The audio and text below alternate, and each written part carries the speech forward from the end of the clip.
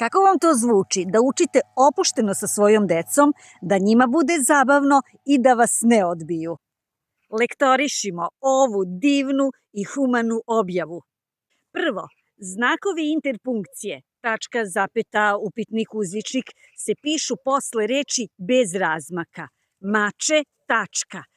Onda ide razmak, pa sledeća reč, veliko slovo, jer je početak rečenice.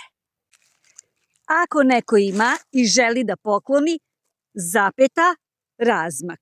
Tu smo.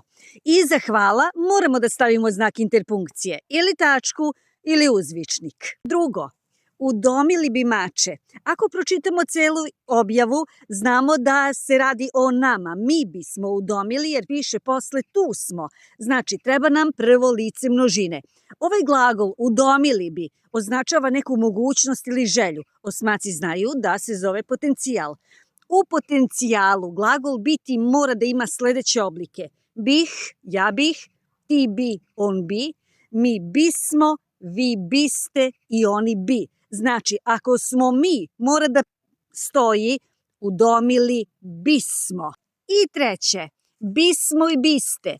Uvek pišete zajedno, nema izuzetka. I evo kako lektorisano izgleda. Lako je, jel da?